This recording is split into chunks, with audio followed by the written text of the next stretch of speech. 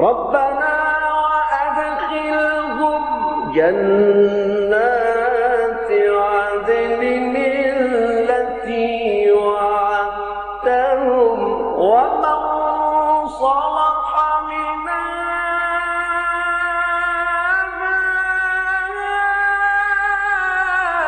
آبائهم وأزواجهم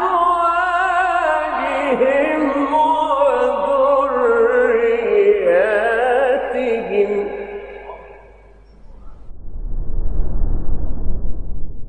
Assalamualaikum warahmatullahi wabarakatuh. Innal hamdalillah nahmaduhu wa nasta'inuhu wa nastaghfiruh wa na'udzu billahi min shururi anfusina wa sayyiati a'malina. May yahdihillahu fala mudilla lahu wa may yudlil fala hadiya lahu. Asyhadu an la ilaha illallah wahdahu la syarika lahu wa asyhadu anna Muhammadan abduhu wa rasuluhu la nabiyya ba'dah. Allahumma inna nas'aluka ilman nafi'a wa rizqan tayyiba wa amalan mutaqabbala.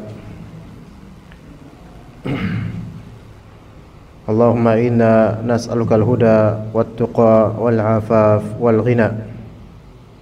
Allahumma inna na'udzubika min ilmin la yanfa'u min qalbin la yakhsha' wa min nafsin la tashba' wa min du'ain la yusma'. Allahumma inna na'udzubika min ha'ula'il arba'. Subhanaka Allahumma la ilma lana illa ma 'allamtana innaka antal alimul hakim. Para umat sekalian dirahmati dan diberkati oleh Allah Azza wa Jalla, kita lanjut pembahasan kitab Madza Ba'dal Maut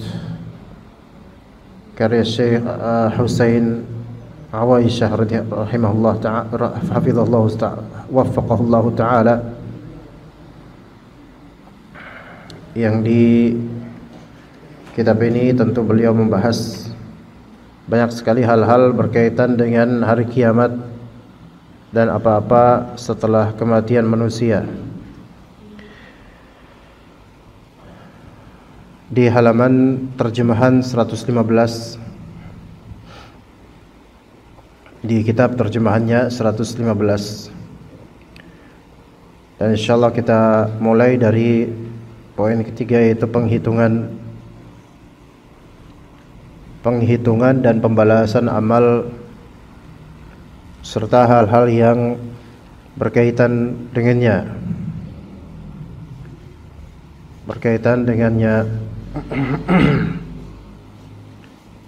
Dan kita akan membahas nanti insyaallah tentang sirat. Ada 4 hal awal yang disebutkan oleh penulis hafizahullah ta'ala wa waffaqah. Dimulai dari yang pertama, kata beliau, nanti la yatakallamu ahadun illa ar-rusul. Tidak ada yang bisa berbicara kecuali para rasul.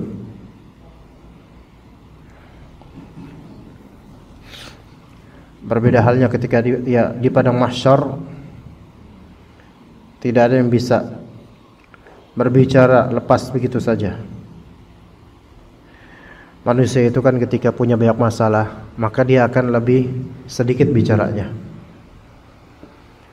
Jika seorang manusia ditimpa musibah atau masalah dan dia banyak berbicara, pasti banyak mengeluhnya.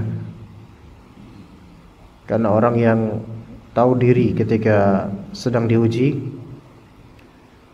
maka dia akan kembali kepada Allah Azza wa Jalla, menyedikitkan kisah tentang musibahnya dan mencari ibrah di balik musibah itu. Semua itu adalah apa yang terjadi, lebih diam lagi dan lebih merenung lagi orang-orang yang sedang di padang mahsyar. Karena mereka likulli imri'in minhum yawma idzin sya'nu yughni.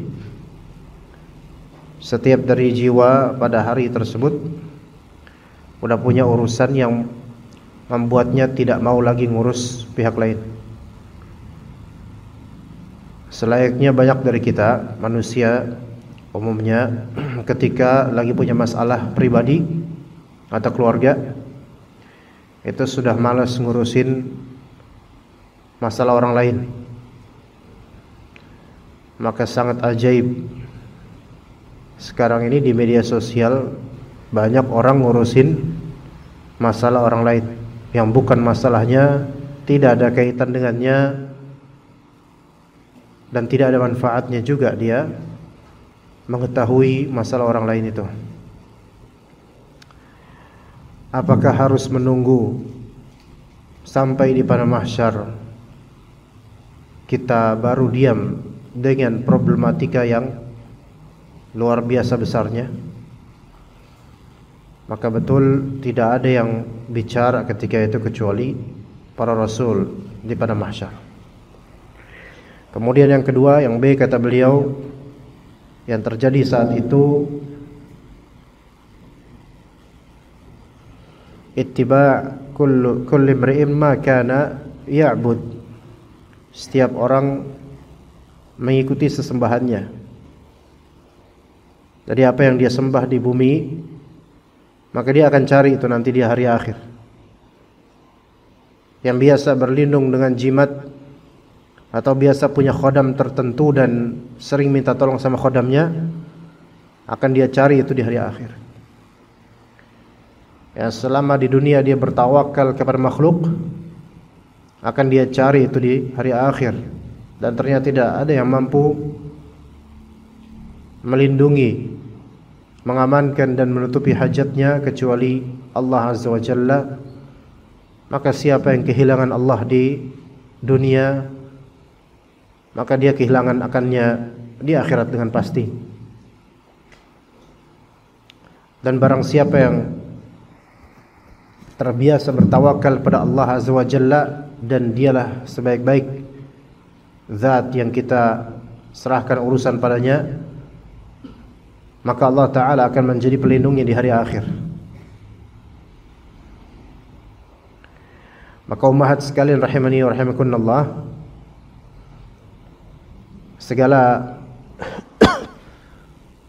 problem Anda, baik senang maupun susah, maka jangan lepas dari hablum minallah. Nomor satukan Allah untuk segala urusan, fikiran, curhatan, keluhan, dan tentunya ibadah.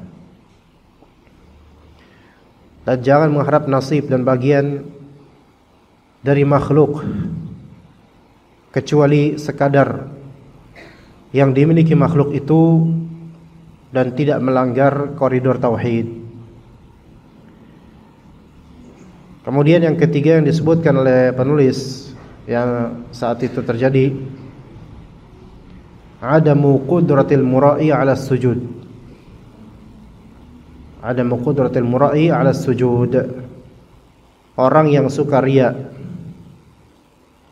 orang yang suka pamer amalan, tidak mampu bersujud. Subhanallah, Allahu Akbar.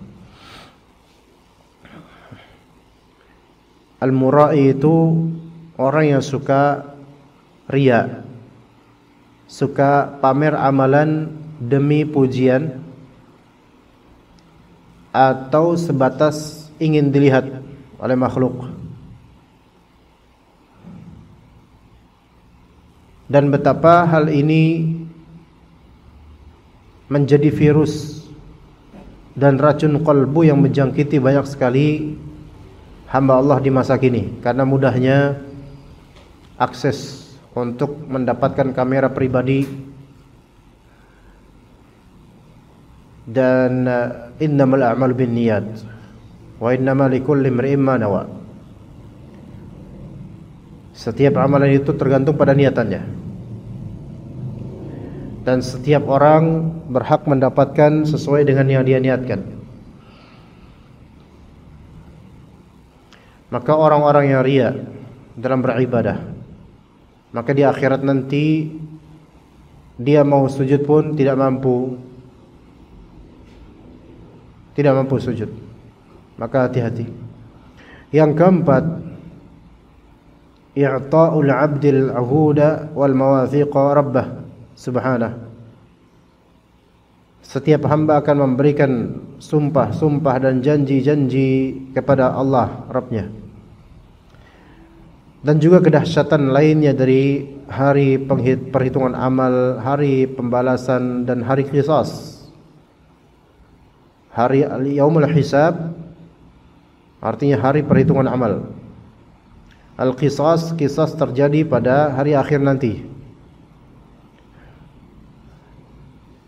Segala kezaliman itu akan dinetralisir pada hari nanti. Jangankan antar manusia, bahkan antar binatang, jika berbuat zalim tidak sesuai dengan koridor kehewanannya secara fitrah, maka itu akan diqisas. Antar tanduk yang patah pun akan diqisas, padahal itu binatang yang tidak berakal, yang tidak dibebani kewajiban dan larangan syariat. Apalah lagi dengan kita manusia yang di dunia itu dibebani untuk menjaga amanah, dibebani dengan kewajiban, dibebani dengan larangan, dan dilarang untuk berbuat zalim. Maka siapa yang berbuat zalim, baik dari segi harta, atau dari segi darah, atau dari segi anggota badan dan tubuh, atau hal lainnya, jika di dunia luput akan qisas, maka akhirat menanti dengan pengadilan yang paling bijaksana dari Allah Azza wa Jalla. Dan tak seorang pun, tak sehelai dan setitik pun dari amalan kecuali Allah Ta'ala muttali'un alaih, yaitu Allah Ta'ala melihat dan mengetahuinya. Maka saya peringatkan diri saya dan juga teman-teman jemaah, bapak-bapak dan ibu-ibu, usia kita bukan yang disebut muda lagi. Kesempatan untuk melanjutkan hidup itu masih ada, namun semakin lama kita sedang berjalan menuju kubur kita. Pertama, kita memohon kepada Allah Ta'ala hidayah ilmu dan juga hidayah taufik, agar apa-apa yang salah dari diri kita, semoga Allah Ta'ala tampakkan di hati kita, dan Allah Subhanahu wa Ta'ala gambarkan cara supaya kita bisa menebusnya di dunia ini terhadap kesalahan dan kezaliman yang telah kita lakukan. Khawatirnya kita merasa tidak berbuat zalim di dunia, padahal di sisi Allah itu kezaliman yang besar. Jangan sampai baru ditampakkan itu sebagai kezaliman di lembaran catatan amal akhirat, sehingga mata-mata tercekat dan terbelalak, dikira dirinya tidak punya hutang, padahal sebegitu gunungnya hutang itu. Minta sama Allah, pertama-tama minta sama Allah hidayah, terus minta hidayah, ihdinas siratal mustaqim. Minta sama Allah hidayah, petunjuk, agar kita disadarkan bahwasanya ini adalah kesalahan, ini adalah kezaliman yang kita lakukan. Kemudian minta sama Allah Ta'ala hidayah taufik untuk bisa meralat, untuk bisa menebus, untuk bisa menetralisir, untuk bisa membayar, untuk bisa memenuhi, untuk bisa menutupi apa-apa yang merupakan kesalahan lampau kita.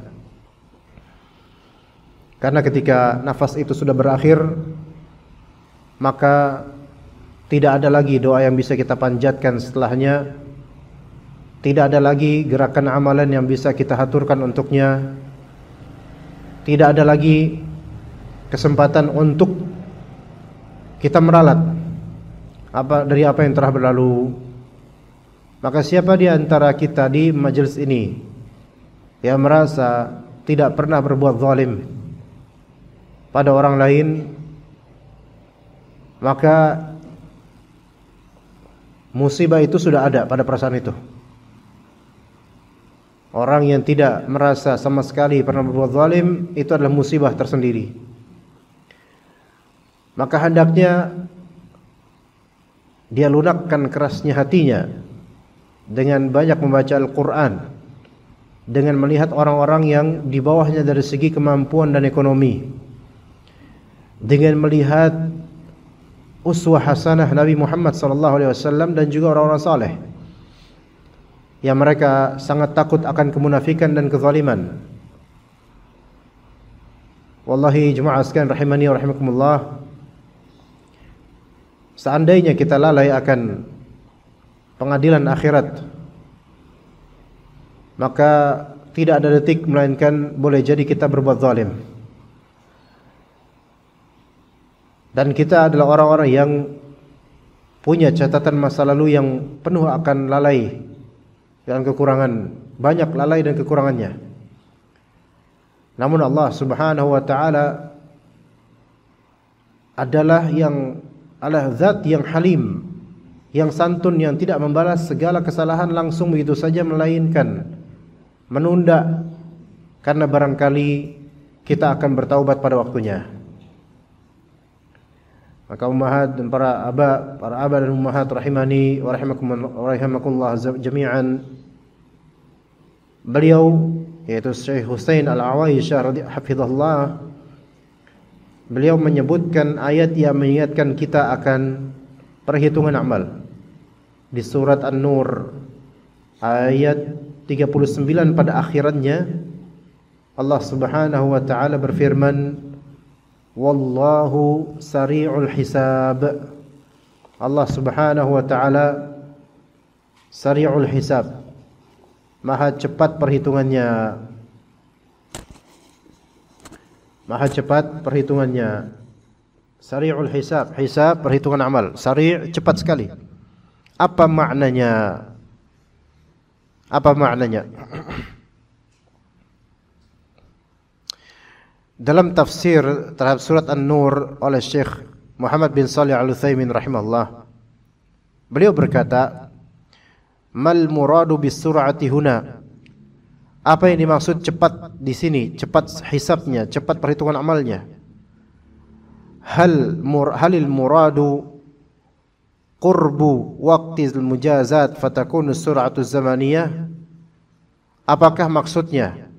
Ini pertanyaan, apakah maksudnya adalah dekatnya waktu pembalasan sehingga cepatnya ini cepat dari segi zaman, waktu cepat gitu loh. Jadi dihitung amalnya sehingga makin sangat dekat dengan pembalasan.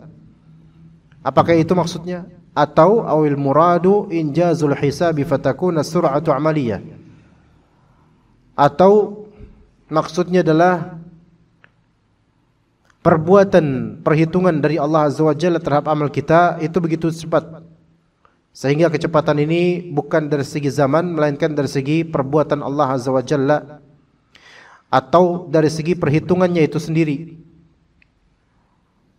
Apakah itu maksudnya? Au kilahuma, atau apakah keduanya, semuanya masuk, yaitu masanya cepat, yaitu ketika seseorang diperhitungkan amalnya, diminta pertanggungjawaban amalnya, itu sangat cepat dekatnya dengan pembalasan, dan sekaligus Allah Ta'ala cepat sekali ketika mengungkit perbuatan-perbuatan kita. Apakah semua itu? Maka semua itu. Ya. Jadi ketika manusia tampakkan semua amalnya, baik atau buruk, maka itu berarti sangat dekat dengan pembalasan. Sangat dekat dengan pembalasan, dekat sekali. Entah surga atau neraka. Dan ketika Allah Subhanahu wa taala menghitung amal kita, maka perhitungan Allah begitu cepat. Tidak ada kontradiksi antar satu dan lainnya. Dan setiap manusia serempak dihitung oleh Allah Azza wa Jalla, karena Allah Ta'ala Qadir, Maha Kuasa, Maha Mampu. Jangan dibayangkan seperti auditing manusiawi yang perlu bukti dan menunggu berhari-hari. Enggak. Cepat sekali, tiba-tiba saja hadir itu amalan, tiba-tiba hadir itu gambaran, tiba-tiba hadir itu memori yang telah terlupakan, maka ditampakkan dengan cepatnya. Ini makna sari'ul hisab. Kalau kita pernah berbuat zalim 20 tahun lalu, 20 tahun lalu pernah berbuat zalim, kita lupa karena sudah terlanjur lama sekali. Dan untuk mengorek-ngorek ingatan itu butuh berhari-hari dan butuh bukti, butuh saksi, butuh orang yang dulu pernah melihat kezaliman kita dan seterusnya. Menghadirkannya susah. Namun di hari akhir mudah bagi Allah. Sari'ul hisab, cepat sekali perhitungan amalnya. Ya. Udah bisa tolong ini enggak? Ini. Boleh pakai kipas, Pak? Soalnya panas banget. Nah, alhamdulillah. Kayak efek gak ke ini? Coba.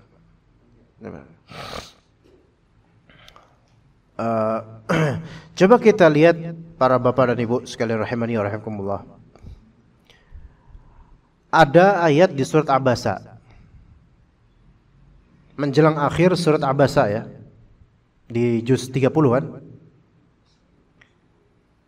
Ini surat yang menjadi peringatan buat kita loh. Kata Allah Azza wa Jalla, فَإِذَا جَاءَتِ الصَّاخَّةُ. Jangan 3 putar kekencengan, ntar masuk angin ana. Wah, coba 1 ya Pak, jazakallahu khair. Kata Allah Azza wa Jalla, فَإِذَا جَاءَتِ الصَّاخَّةُ. Dan ketika sangkakala itu berbunyi dengan memekakkan telinga, ini adalah sangkakala kedua. Ya. Yang mana sangkakala kedua ini menjadi ajang kebangkitan manusia dari kuburnya semuanya. Ya.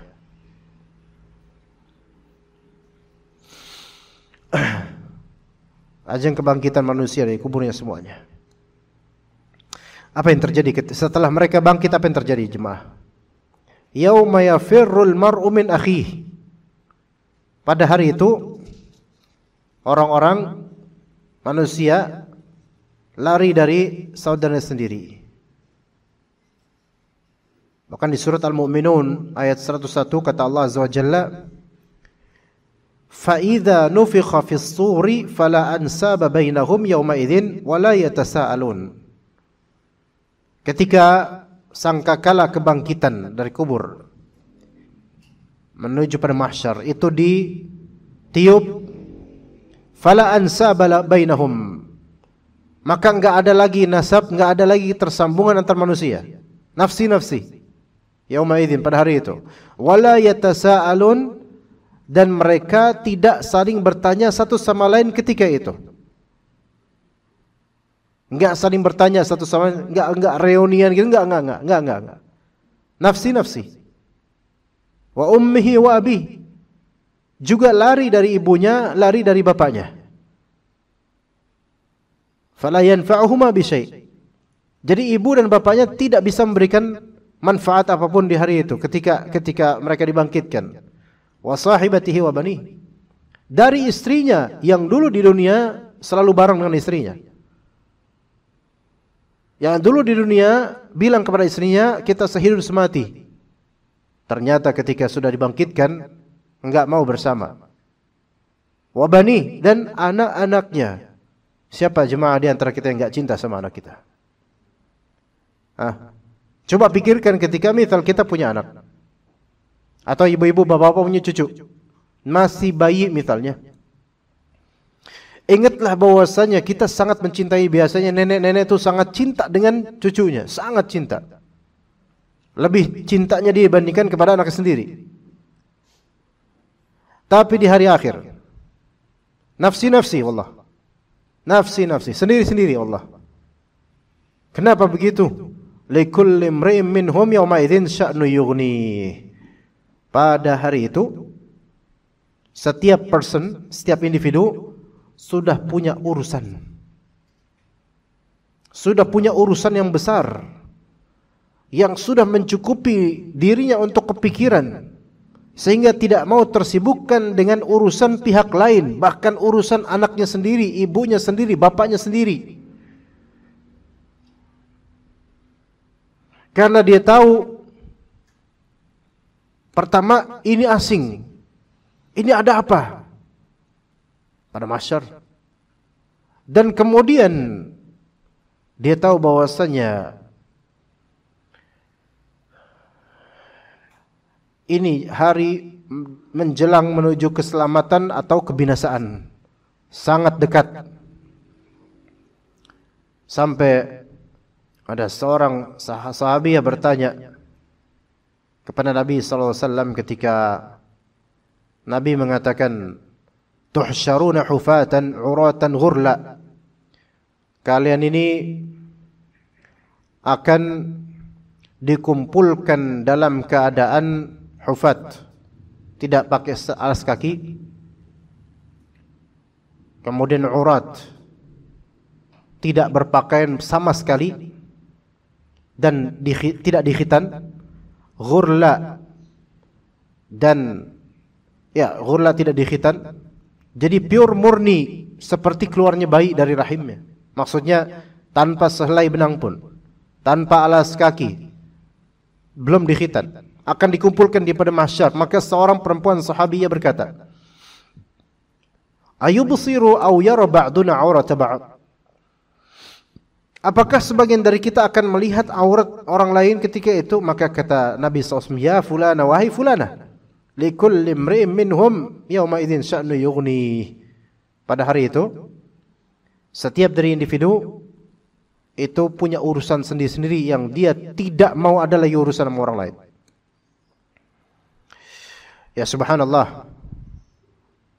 Dan nanti kemudian di hari perhitungan amal, begitu cepatnya Allah Ta'ala menampakkan bukti-bukti amalan kita. Ya subhanallah. Maka apa yang kita persiapkan jemaah sekalian rahmatullah. Sementara wallahu sari'ul hisab.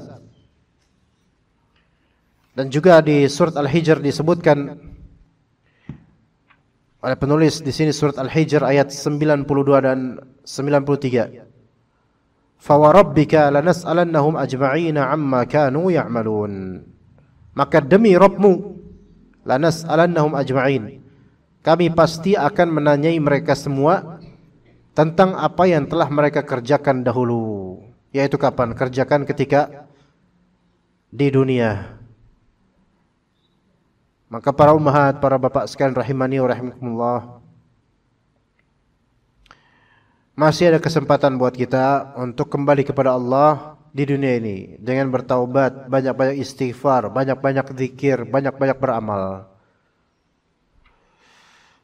Dan Anda, wahai bapak dan ibu, dan semoga juga saya, kita semua orang-orang yang dimuliakan oleh Allah Ta'ala dengan bisa bermajlis,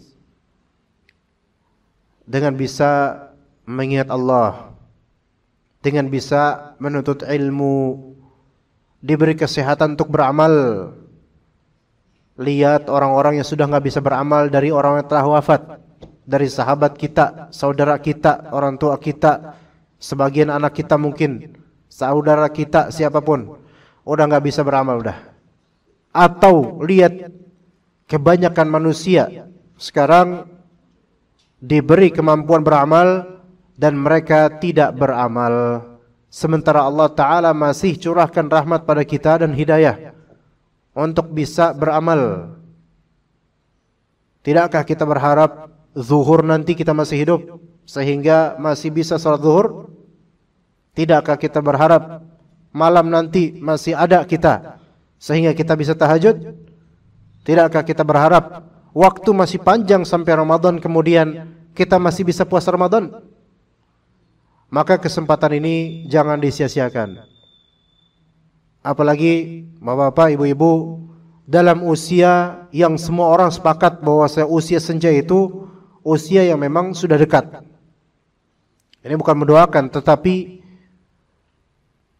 probabilitas itu lebih dekat kepada akhir-akhir amalan. Dan kata Nabi SAW, innamal a'malu bil khawatim. Sesungguhnya amalan-amalan tergantung khatimahnya.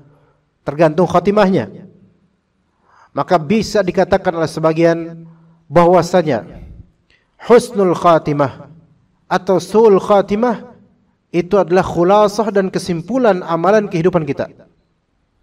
Kalau Allah Ta'ala memberikan kita taufik dalam hidup kita ini, semoga husnul khatimah. Tetapi kalau misalnya na'udzubillah min dzalik, orang-orang yang su'ul khatimah, tidak mungkin Allah Ta'ala berikan mereka su'ul khatimah, melainkan itulah refleksinya kehidupannya sehari-hari. Maka kalau sehari-hari Allah berikan kita taufik dan kemudahan untuk bisa mengingat Allah, bisa masing-masing ngerti tujuan hidup kita untuk akhirat, maka ini udah rezeki yang besar banget, Bu. Wallahi lebih besar daripada rumah yang Anda punya dari rumah mewah. Bahkan percuma rumah mewah kalau su'ul khatimah. Dan nikmatnya rumah yang Allah rezekikan, apapun mau mewah mau sederhana, dengan husnul khatimah, alhamdulillah. Kan cita-cita kita kan husnul khatimah, Pak, Bu. Udah ngejar apa lagi, Bu? Pak, ngejar apa lagi kita? Dunia sudah ada, rezeki Allah jamin. Apalagi yang kita kejar? Udah tinggal husnul khatimah yang kita kejar, bismillah. Baik, kemudian penulis menyebutkan hadis dari Abu Hurairah radhiyallahu anhu. Kata beliau radhiyallahu anhu, anna an-nas qalu, orang-orang yaitu para sahabat, mereka berkata kepada Rasulullah sallallahu alaihi wasallam, ya Rasulullah, hal nara rabbana yaumal qiyamah? Wahai Rasulullah, apakah kita akan melihat Rabb kita pada hari kiamat? Maka Nabi SAW bersabda, hal tumaruna fil qamari lailatal badri laysa dunahu sahab? Apakah kalian saling berselisih dalam melihat bulan saat malam purnama? Ketika malam purnama tiba tanpa adanya awan di langit, yaitu apakah kalian perlu untuk kesulitan? Apakah kalian kesulitan melihat bulan purnama di langit nanti yang tidak ada awannya yang menghalangi? Apakah kalian butuh effort yang lebih seperti melihat hilal misalnya yang susah? Tapi ini malam purnama dan terang benderang tanpa awan. Gampang enggak? Gampang ya Rasulullah. Kemudian kata Nabi SAW, hal tumaruna fi syamsi laysa dunaha sahab? Apakah kalian akan saling berselisih pendapat dan saling tumpuk menumpuk demi melihat matahari yang tak berawan di siang hari? Apakah sesulit itu? Kata mereka, tidak ya Rasulullah. Maka kata Nabi SAW, fa innakum tarawnahu kadzalik. Seperti itulah kalian akan melihat Allah Azza wa Jalla kelak di hari akhir di surga Allah Azza wa Jalla. Tapi itu di surga. Dan mudah sekali, jelas sekali. Namun kita enggak boleh membayangkan bagaimana, karena ini gaib. Rasulullah SAW mengkiaskan di sini bukan mengkiaskan menyamakan Allah seperti bulan purnama, Allah seperti matahari, bukan itu maksudnya. Melainkan yang dikiaskan kitanya semudah itu melihat Allah kalau kita masuk surga. Semoga Allah Ta'ala maafkan saya dan juga jemaah sekalian, sehingga kita dipermudah untuk masuk surga dan melihat Allah Azza wa Jalla. Allahumma amin. Kemudian yahsyurun nas yaumal qiyamah. Manusia akan berkumpul pada hari kiamat. Fayaqul. Kemudian Allah Ta'ala berfirman, man kana ya'budu syai'an falyattabi'. Hendaklah setiap orang yang dulu menyembah sesuatu, ikutilah sesembahannya. Maka kemudian faminhum man yattabi'us syams wa minhum man yattabi'ul qamar wa minhum man yattabi'ut tawaghit. Di antara manusia ada yang kemudian mencari matahari dan mengikuti matahari.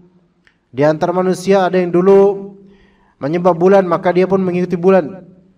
Dan ada manusia yang mengikuti taghut, sesembahan selain Allah, syaitan, pohon, patung. Lalu mereka pun mencari yang dulu mereka sembah. Wa tabqa hadhihi al-ummatu fiha munafiquha fayatihimullahu fayaqul ana rabbukum.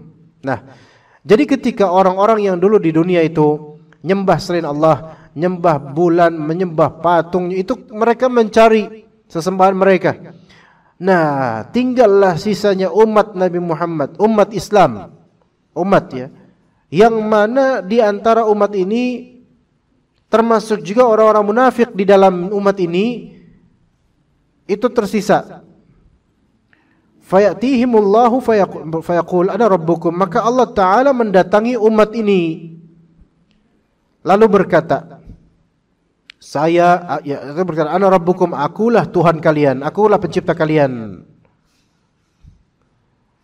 Namun orang-orang beriman ini tidak percaya. Sampai mereka berkata, hadza makanuna hatta ya'tiyana rabbuna, fa idza jaa rabbuna arafnah. Disinilah tempat kami hingga Tuhan kami datang. Nanti jika Tuhan kami datang, pasti kami akan mengenalinya. Maka Allah Ta'ala mendatangi mereka, ana rabbukum, akulah Rabb kalian. Maka mereka pun berkata, anta rabbuna, engkaulah ya Allah Tuhan kami. Fayad'uhum, maka Allah pun menyeru mereka. Apa yang terjadi kemudian setelah itu? Fayudrabus sirat baina dhuhranai jahannam. Maka setelah orang-orang mukmin ini, setelah mereka dikumpulkan dan dipertanggungjawabkan amalannya, lalu jembatan sirat dibentangkan di antara dua tepi neraka, dan itu luas panjang ya. Fa akunu awwala man yajuzu minar rusuli bi ummatihi.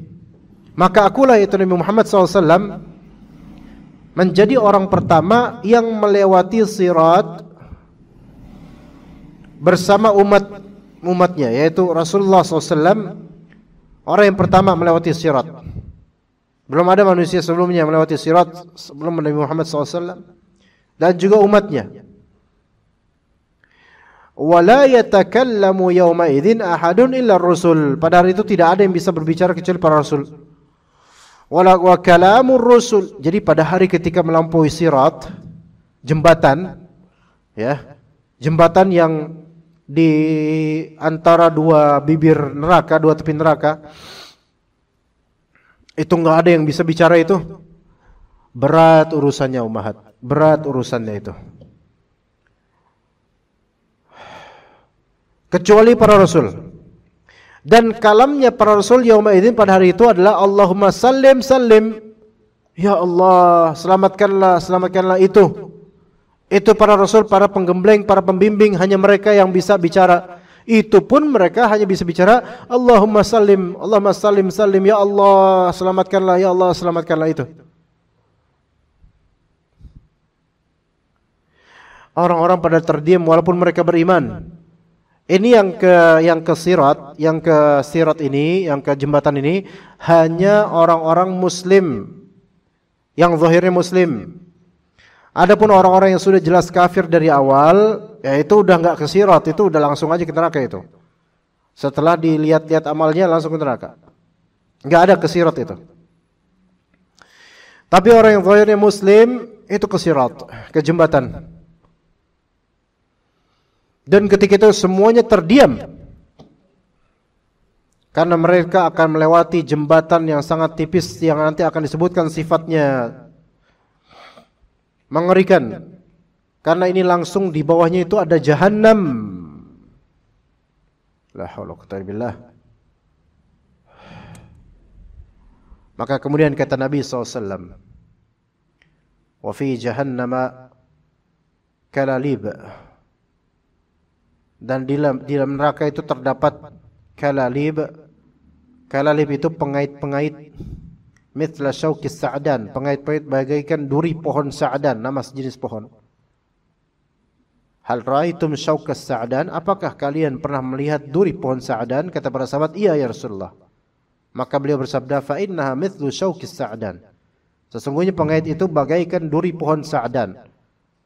Ghaira annahu la ya'lamu qadra 'idhamiha illa Allah, melainkan tidak ada yang mengetahui ukuran pengait tersebut kecuali Allah. Gimana Bu kalau misal kita jalan terus ada banyak pengait yang kanan kiri gitu, nyamber gitu loh, tajam, sekali sambar ke bawah itu. Jadi ketika lewat di sirat itu yang mana size dan ukurannya itu lebih tipis daripada ujung pedang, sangat tipis. Dan orang-orang yang beriman atau mengaku beriman itu harus bisa melewati itu. Sementara nanti ada pengait-pengait yang kanan kiri dan itu banyak. Kans untuk selamat secara logika ndak ada lah. Wong nggak pakai kalalib, nggak pakai pengait aja, orang jalan di atas jembatan setipis itu nggak mungkin untuk bisa selamat kalau pakai logika duniawi. Ya sekarang kita aja kalau misalnya naik jembatan dan jembatan itu tidak ada pegangannya. Pernahkah ibu lihat jembatan panjang rel kereta api?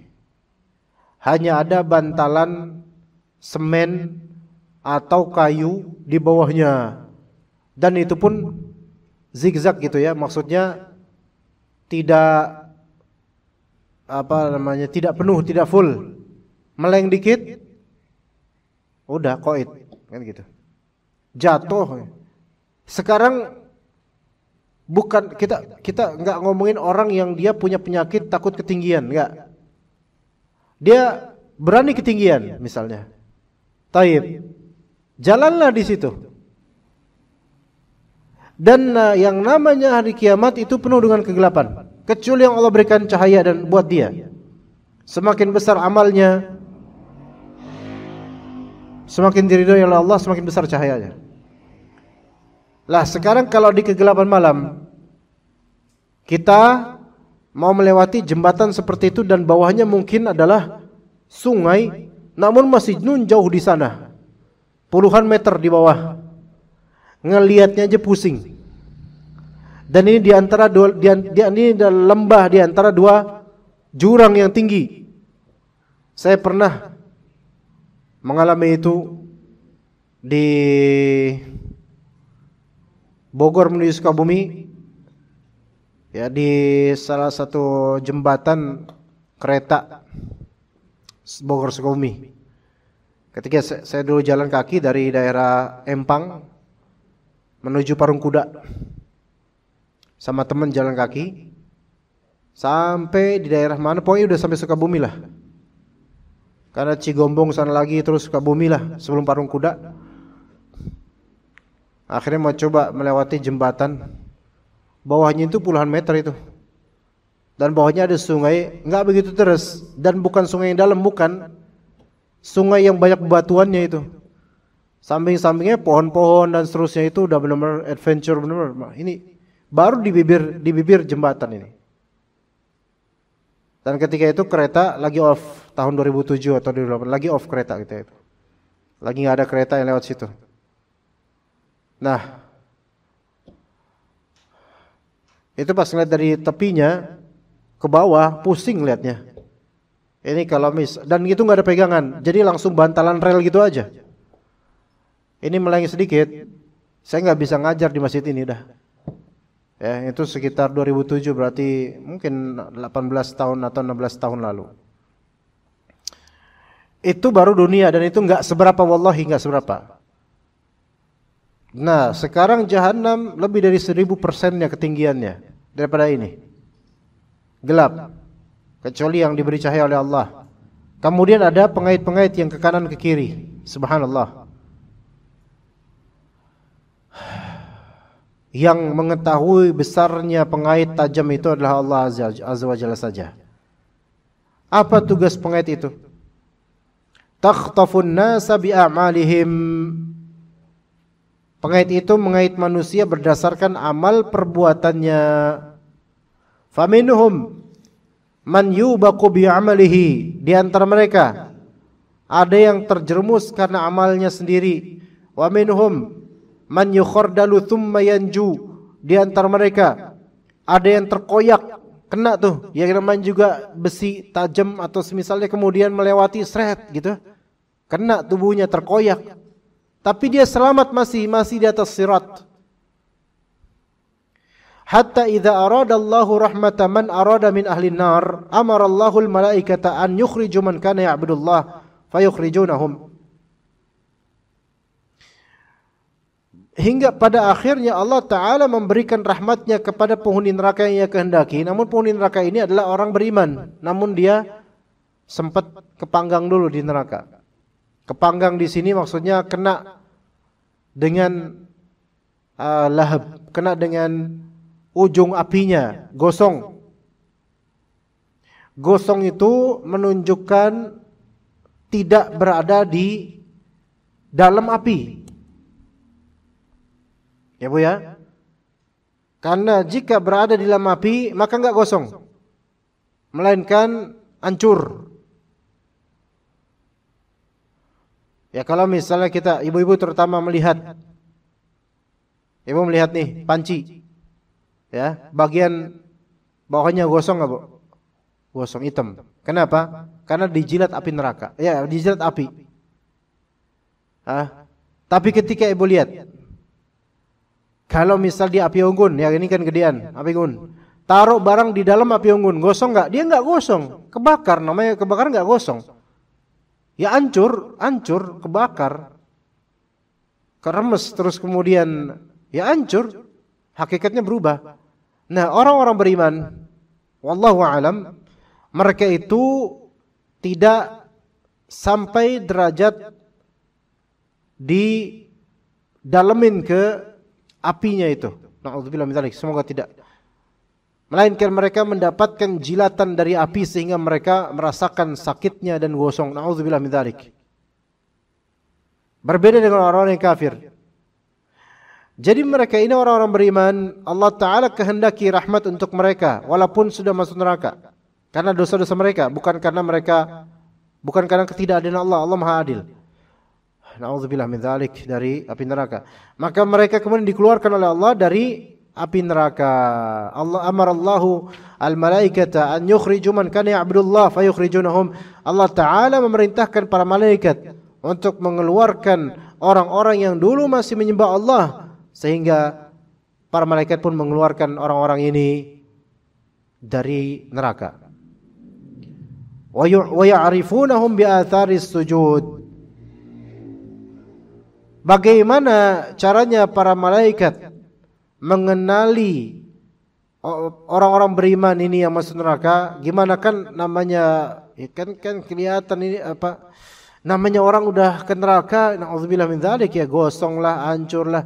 Kok bisa tahu malaikat untuk mereka pick up dan mereka ambil menuju surga? Gimana cara taunya? Taunya dengan athar as-sujud, yaitu dari bekas-bekas sujud. Bekas-bekas sujud yang dulu mereka sujud, mereka solat dulunya. Wa harramallahu 'alan nar an ta'kula atharas sujud. Dan Allah Subhanahu wa taala mengharamkan api neraka untuk melahap bekas sujud.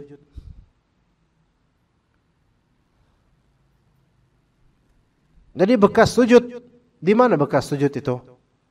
Nabi SAW mengatakan, umirtu an asjuda li sab'i a'zum. Aku diperintahkan untuk sujud dengan 7 tulang. Ya, di wajah 1, telapak tangan 3, lutut 5, dan ujung-ujung jemari kaki 6. Maka efek sujud itu ada di bagian-bagian itu, terutama wajah. Ya. maka wajah ini hanya kena efek dari apinya saja, yaitu gosong mungkin, hitam gitu loh. Tapi mungkin bakaran di tubuhnya kena itu. Tapi bagian jilatan api itu tidak terkena di wajahnya.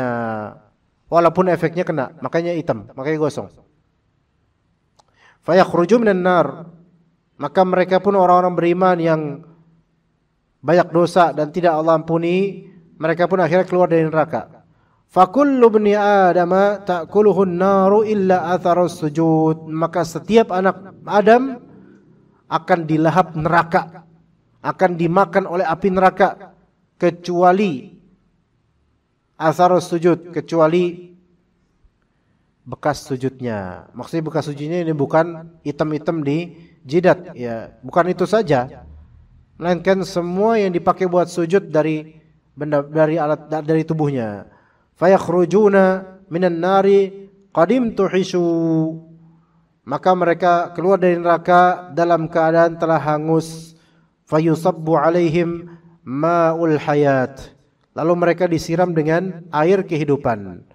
Fayanbutuna kama tanbutul hibbatu fi hamilis sail.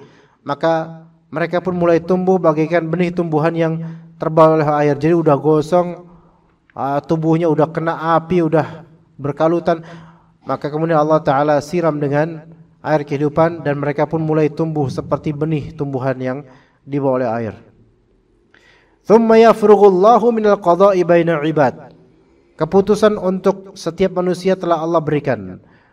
Nah, ada sekarang orang terakhir sebenarnya, ini udah pernah saya sebutkan di pertemuan sebelumnya tentang seorang yang dia dikeluarkan dari neraka, kemudian pengen masuk surga dan akhirnya sampai dikasih yang sangat luar biasa di akhirat, di surga nanti. Jadi ending dari orang yang bertauhid kepada Allah Azza wa Jalla itu adalah surga Allah. Tapi kalau dia amalannya ada keburukan dan tidak Allah Ta'ala ampuni, selama itu bukan syirik besar dan kufur akbar, maka masih ada kesempatan untuk masuk surga.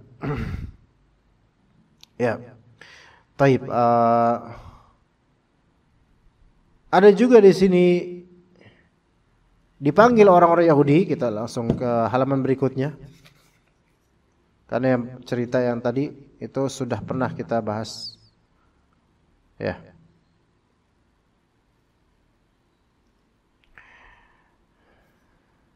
Jadi ada dikatakan di halaman 120.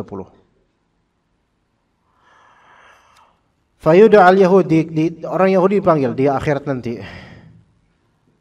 Fayuqal lahum ma kuntum ta'budun, apa yang kalian sembah? Maka orang-orang Yahudi menjawab, kunna na'budu Uzair ibn Allah. Kami dulu menyembah Uzair anak Allah. Jadi orang-orang Yahudi juga ada sekte yang menyembah anak Allah tapi bukan Isa,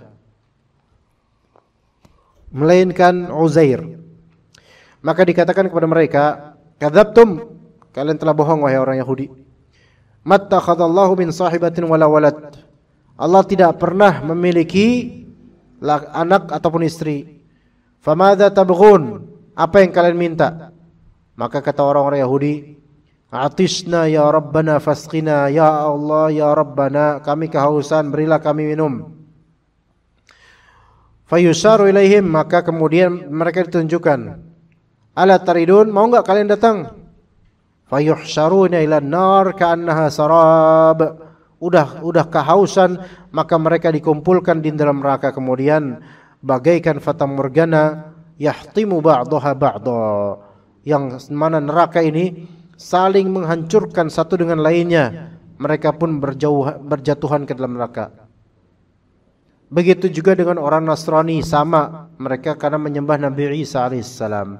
Kecuali orang-orang yang menyembah Allah, baik yang baik maupun yang fasik. Ya. Ya seperti itu ya jemaah sekalian rahimani wa rahimakumullah. Ya ini yang menjadi peringatan buat kita ya. Bahwasanya masa depan masih panjang.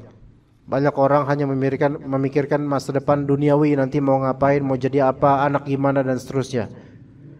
Tapi masa depan yang paling absolut adalah akhirat, yang lebih luas lagi dan lebih mengerikan urusannya. Kalau misalnya di dunia ini anak kita gagal, maka orang cuman omongin doang, paling resikonya dikit. Tapi kalau misalnya akhiratnya gagal, maka ini bukan cuman masalah urusan dengan Allah, tapi dengan bukan masalah urusan dengan manusia, tapi ini urusan dengan Allah, dan sakitnya itu tiada tara. Taib, untuk tema mungkin sampai situ. Insyaallah taala kita kasih waktu sekitar 15 menit untuk pertanyaan atau tanya jawab. Jika ada pertanyaan dipersilahkan baik langsung maupun dengan kertas, tafadhali. Dan boleh tentang apa aja silahkan. Tafadhali. Bismillah.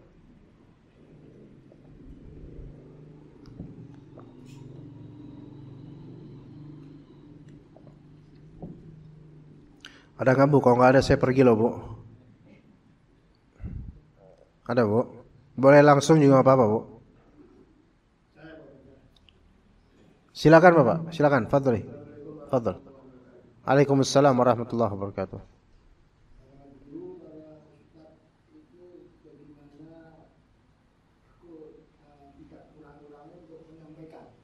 Tidak kurang gimana? Tidak kurang-kurang untuk menyampaikan. Aha.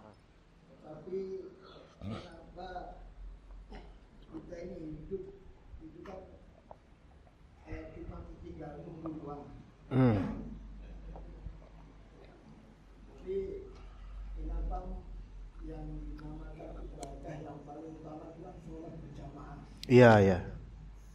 Kenapa sholat 5 waktu itu masih sepi terus di masjid? Iya, iya. Kalaupun rame, paling yang sudah berusia uzur.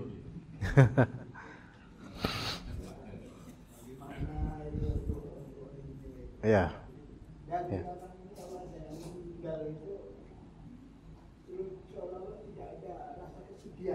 Iya, iya, iya, iya.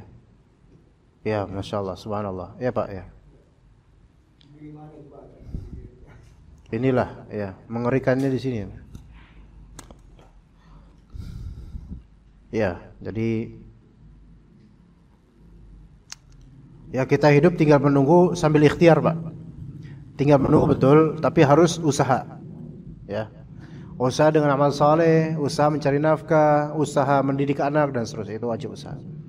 Jadi bukan menunggu dalam artian kita diam gitu aja, enggak, tapi menunggu sambil beramal, kan gitu. Ustadz tidak bosan-bosannya mengingatkan gitu ya. Dulu aja Pak, Nabi Muhammad SAW mana pernah bosan ngingetin. Dulu Nabi Muhammad punya paman Abu Thalib namanya, yang nempel terus dengan Nabi Muhammad, yang kemana-mana Nabi Muhammad dakwah di backup oleh Abu Thalib. Dan Abu Thalib sudah udah ngaku bahwasanya ini Nabi Muhammad ponakannya ini benar gitu loh. Ini Islam ini agama benar. Cuman sampai akhir nafasnya Abu Thalib malah tetap nggak mau masuk Islam. Ada yang lebih parah dari itu Pak sebenarnya. Ya, syukran. Ada yang lebih parah daripada itu.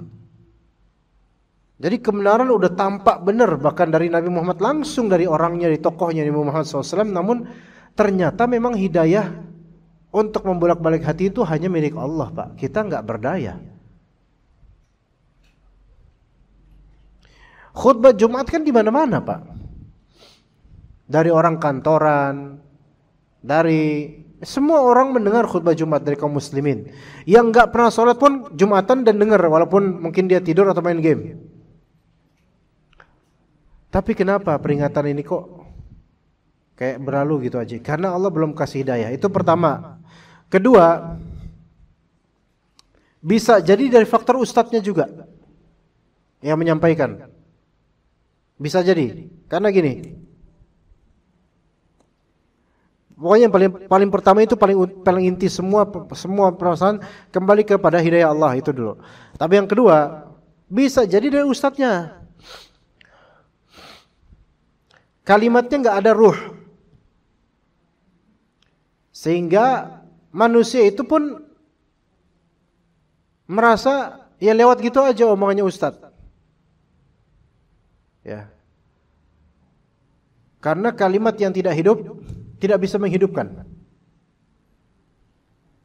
Kalimat dari jiwa yang kurang hidup dalam mengucapkan itu tidak bisa menghidupkan orang yang mendengarnya.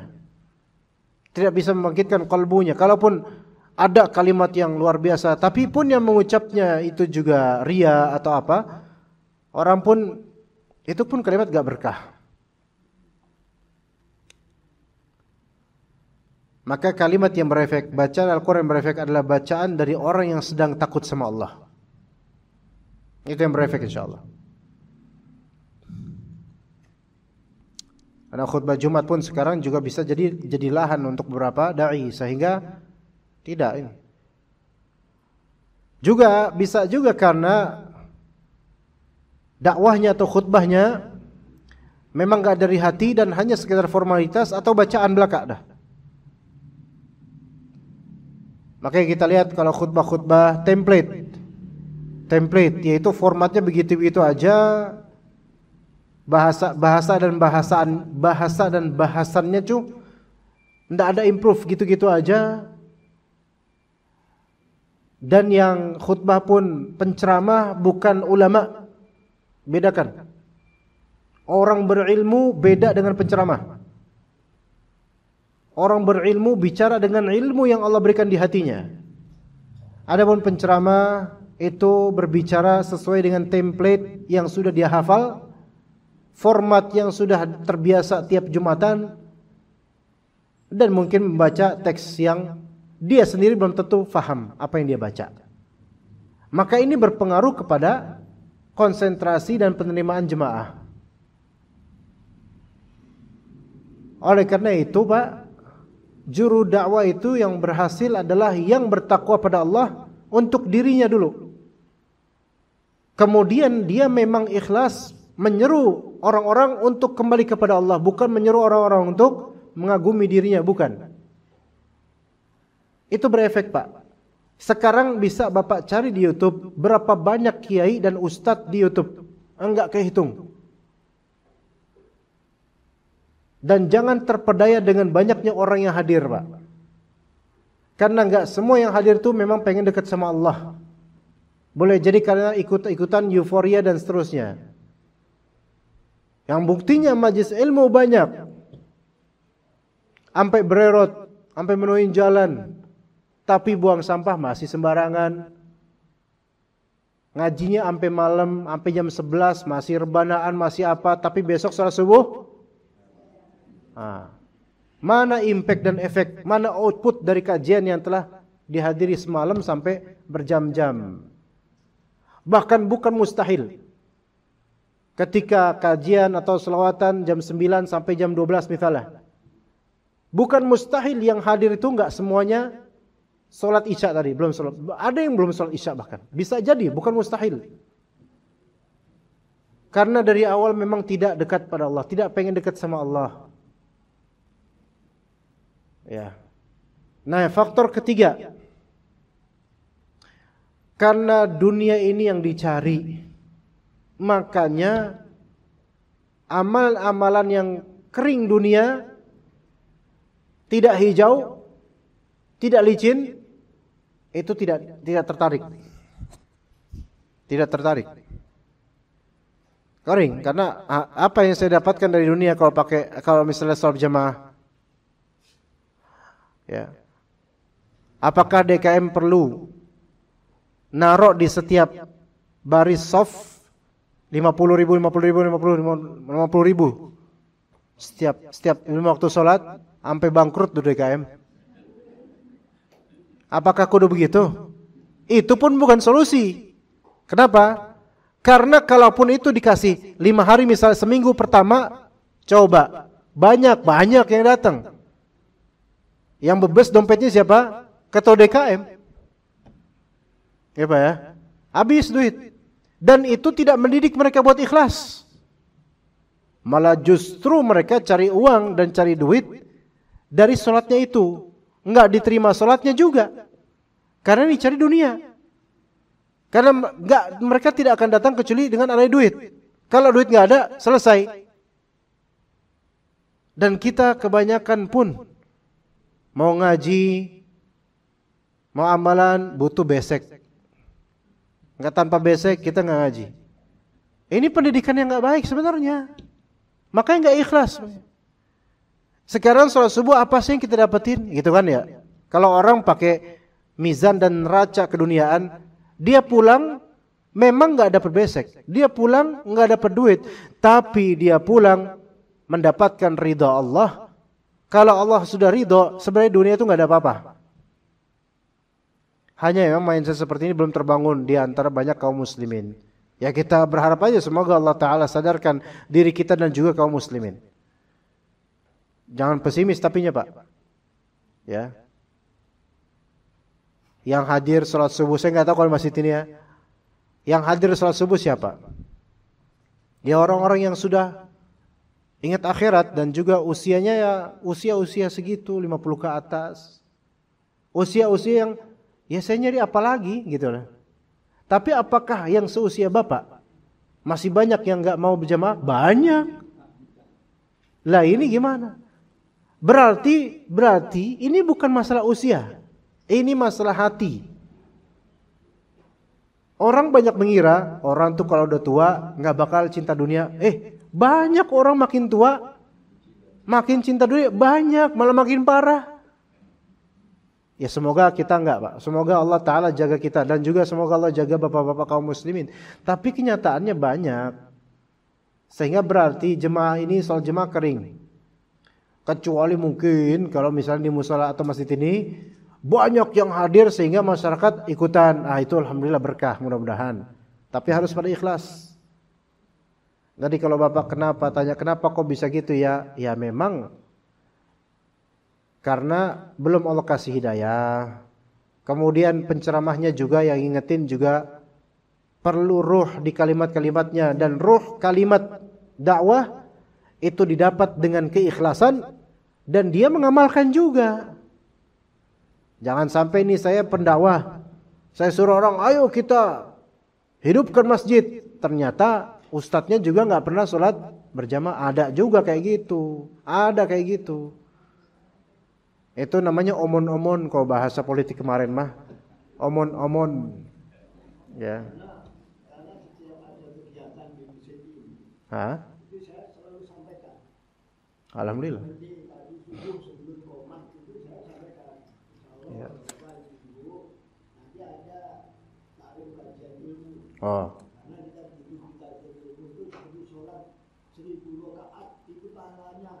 Ah. Alhamdulillah.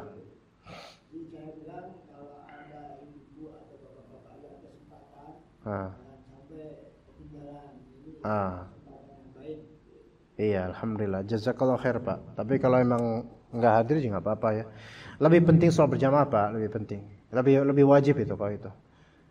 Adapun kajian ini ya, alhamdulillah datang, nggak apa-apa, cuman sangat sayang. Hanya tadi kalau bagi Bapak lebih dari 1000 sholat itu kurang tepat Pak, karena sholat itu lebih afdol gitu loh, sholat lebih afdol ya. Jadi begini Pak, mohon maaf nih kalau misalnya Bapak mendengar hadis atau pernyataan bahwasanya majelis ilmu lebih dari 1000 rakaat, apa tadi ya, 1000 rakaat sholat, itu harus pakai dalil ya. Kalau misalnya ternyata tidak ada dalilnya atau hanya sugesti atau motivasi, nah kita ketika ingin supaya orang tergugah, usahakan hindari hadis yang tidak sahih. Usahakan ya, usahakan hindari itu ya. Khawatirnya itu bukan hadis sahih, terus orang mikir kita ngada-ngada gitu atau ngadi-ngadi kalau bahasa sekarang. Jadi cukup di hadis-hadis sahih seperti menuntut ilmu itu kewajiban atas setiap muslim. Nah, itu hadis sahih. Kemudian siapa yang menempuh jalan untuk menuntut ilmu maka Allah akan mudahkan dia ke surga. Nah, itu ada hadisnya dan seterusnya dari hadis-hadis yang memang sahih. Nah, kemudian ketika gini Pak, supaya kita nggak sakit hati nih ya, Kita kalau udah dawain orang, ngajak orang, supaya nggak kita sakit hati lebih-lebih, kita yakini bahwasanya hati orang-orang ini di tangan Allah semuanya. Kekuasaan Allah, bukan kuasa kita. Kita hanya menyampaikan dan kita nyari pahala dengan menyampaikan ini, dah itu aja. Ketika mereka ikut, berarti Allah bukakan pintu hati mereka. Ketika mereka ikut, berarti belum. Alhamdulillah, dah gitu aja. Karena kalau kita pakai target, Pak, maka kita akan kecewa kalau nggak sesuai. Atau kita akan berbuat sesuatu yang itu nggak ada anjuran dalam agama misalnya, atau membuat mereka tertarik tapi dengan pendidikan yang tidak baik. Seperti tadi, kita pengen orang-orang pada sholat berjamaah, ya. Tapi kita targetin, pokoknya subuh yang biasa satu soft harus 3 soft. Targetnya gitu. Kalau kita targetin hati manusia untuk begitu, nanti lama-lama syaitan akan membisikkan, udah lo kasih aja 50.000 orang yang sekolah. Nah, itu memang ampuh, Pak. Bisa. Maka di grup RT nanti kasih pengumuman, yang sholat subuh besok insya Allah dapat 50.000 dan sembako. Tambah sembako. Oh, Masya Allah. Ketua DKM yang rugi. Banyak yang datang. Banyak. Tapi bukan begitu caranya. Gitu. Makanya dalam berdakwah itu Rasulullah nggak pernah menentukan target. Sudah biar Allah saja yang berhidayah. In ana illa nadhir. In anta illa nadhir. Tidaklah engkau wahai Muhammad SAW, melainkan engkau hanyalah yang memberi peringatan. Selesai. Nanti urusan hidayahnya Allah yang akan urus itu. Nah, sabar Bapak. Dan Bapak mengingatkan akan ada majelis ilmu. Bapak ingatkan soal berjamaah, Bapak dapat pahala. Walaupun gak ada yang ngikutin. Mohon maaf, misalnya Nabi aja, itu Nabi Muhammad SAW pernah melihat beberapa Nabi yang mana, ini gambaran akhirat, yang mana Nabi Fulan cuma ada 5 pengikut, Nabi Fulan cuma ada 1 pengikut, Nabi Fulan tidak ada pengikut sama sekali, padahal Nabi. Tapi itu tidak mencederai derajat kenabiannya. Maka kalau Bapak ingatkan orang-orang supaya ke majelis ilmu, supaya berjamaah, ternyata nggak pada ikut, itu tidak mengurangi pahala Bapak di sisi Allah. Tetap semangat Bapak. Syukur-syukur ada yang ikut, berarti kan pahalanya ngalir, nambah, gitu. Ya siapa tahu kalau misalnya, mohon maaf Bapak sudah wafat, orang mengenang nasihat Bapak, diamalkan, loh itu malah menjadi pahala jariah setelah wafat, kan kita nggak tahu. Kan gitu Pak, ya gitu. Wallahu a'lam. Oke, di sini ada pertanyaan lagi. Assalamualaikum warahmatullahi wabarakatuh. Ustadz, untuk salawat mana yang benar?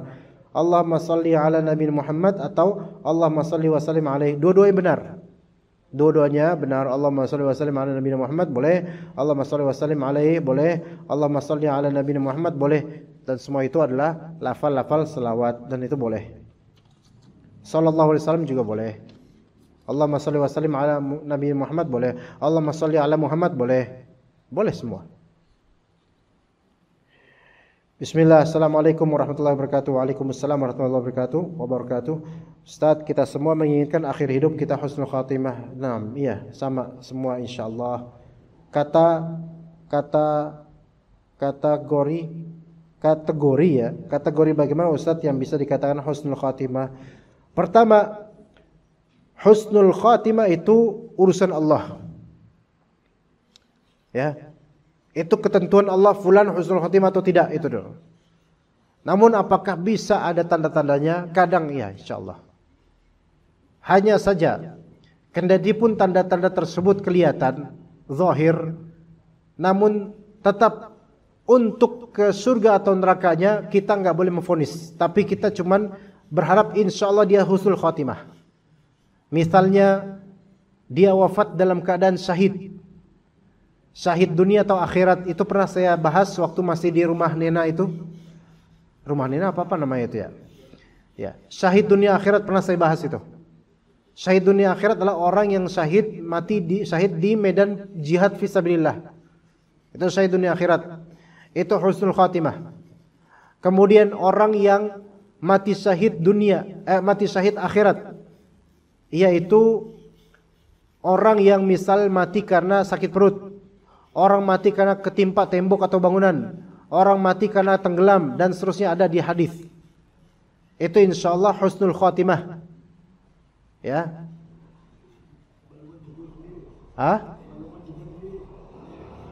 Walaupun gimana, Pak? Bunuh diri? Oh enggak kok, itu beda kok bunuh diri. Nauzubillah min dzalik, nauzubillah. Kok itu malah justru nauzubillah itu. Itu ada kemarin pakai gitu. Sengaja dia. Disetu di ini. La haula wala quwwata. Karena enggak tahan dengan penyakitnya gitu mungkin. Subhanallah. Nah itu enggak termasuk husnul khatimah itu ya. Segala bentuk bunuh diri enggak husnul khatimah. Kemudian misal juga orang yang mengakhiri hayatnya dengan kalimat la ilaha illallah, husnul khatimah. Dan semoga Allah jadikan kita sebagai orang yang akhir kalimatnya la ilaha illallah. Amin. Kemudian orang yang misal ketika dia mengalami sakaratul maut dan demam sebelum maut, itu kelihatan ada keringat di dahinya sebagaimana Rasulullah SAW dulu, maka ini tanda-tanda mudah-mudahan husnul khatimah. Ya. Atau orang yang wafat dalam keadaan sedang beramal saleh, maka ini zahirnya husnul khatimah. Saya bilang zahirnya karena kita enggak tahu niatan dia. Kita ngelihat zahirnya saja. Dia mati dalam keadaan sujud misalnya. Dia mati dalam keadaan sedang menafkahi fakir miskin misalnya. Dia mati dalam keadaan sedang baca Quran misalnya. Zahirnya husnul khatimah. Tapi urusan niatnya itu urusan sama Allah. Tapi kita lihat zahirnya saja. Orang yang mati dalam keadaan amal saleh. Ya, itu tanda-tanda husnul khatimah. Nah, husnul khatimah itu bukan ending, melainkan pengadilan Allah di hari akhir itulah nanti, gitu loh. Artinya, seseorang walaupun dia husnul khatimah, tapi kalau dia masih punya utang, dulunya berbuat zalim, itu masih ada pengadilannya. Jadi kita nggak bisa langsung mengatakan dia nanti masuk surga atau neraka. Itu udah. Kita berharap semoga Allah maafkan gitu aja. Seperti itu Bu ya. Jadi coba sekarang sering-sering mengucapkan la ilaha illallah. Atau la ilaha illallah wahdahu la syarikalah lahul mulku wa lahul hamdu wa huwa ala kulli syai'in qadir. Atau lafal-lafal lain dari lafal tahlil la ilaha illallah. Maka orang akan dimatikan sesuai apa? Kebiasaannya. Kalau kebiasaan sirinya, kebiasaan sirri itu kebiasaan di kesendiriannya itu zikir, tahlil, la ilaha illallah, maka insyaallah Allah matikan sesuai dengan kebiasaan dia. Semoga Allah Ta'ala jadikan kita punya kebiasaan untuk berzikir pada Allah sehingga kita wafat dalam keadaan husnul khatimah dalam berzikir pada Allah. Allahumma amin. Kita cukup sampai sini insyaallah. Terima kasih sekalian ibu dan bapak sekalian. Semoga kajian bermanfaat untuk saya pribadi dan juga semua jemaah di sini. Barakallahu fikum wa jazakumullahu khairal jaza. Wa sallallahu ala nabiyyina Muhammad wa ala alihi wa sahbihi ajma'in. Subhanakallahumma bihamdika asyhadu an la ilaha illa anta astaghfiruka wa atubu ilaik. Wassalamu alaikum warahmatullahi wabarakatuh.